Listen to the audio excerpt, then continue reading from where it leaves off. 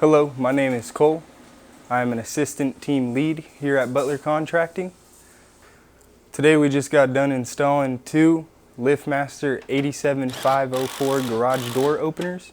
So I've worked with Chamberlain, Genie, and other brands of operators like that, and I tend to choose the LiftMaster operator. These operators are belt driven, and opposed to a chain driven operator, they tend to be more quiet and are more durable.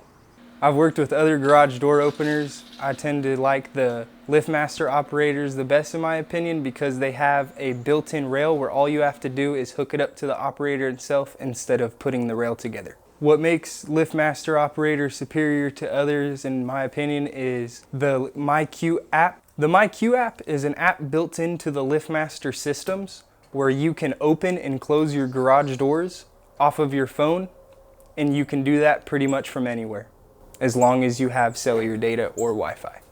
So with LiftMaster, they provide built-in LED lights inside of them so you do not have to change out any light bulbs. And they provide a lot of light for the garage.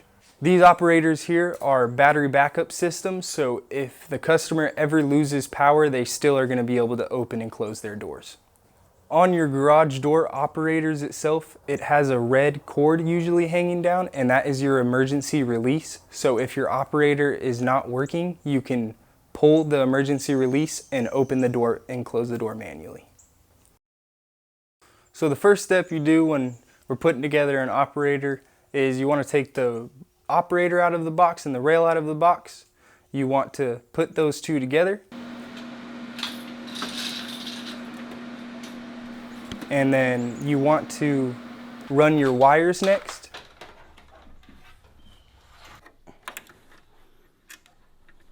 For your photo eyes and your wall station.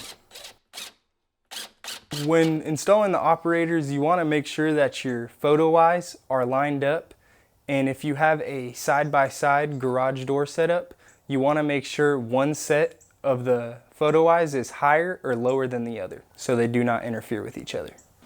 Next, you can attach your operator bracket to the jamb itself and put your operator up with some angle iron in the back to support it. Next, you want to fasten your operator and then set limits. With the new LiftMaster integrated system, you do not have to set your forces, but you do have to set your limits still.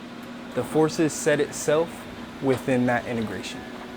After setting limits on door, you have to click the wall station button one time to set the wall button. Same thing with the remotes. After installing everything, we installed two keypads and set the code to customer's instructions. So with the new operators this customer got, we realized on one of the doors all the rollers were pretty gunked up, so we went ahead and replaced all the rollers as well. When lubing rollers, you want to spray the roller itself and then the hinge itself to prevent friction. If you are having problems with your garage door, you want to check out your springs, and then you want to check out all the moving functions on your door.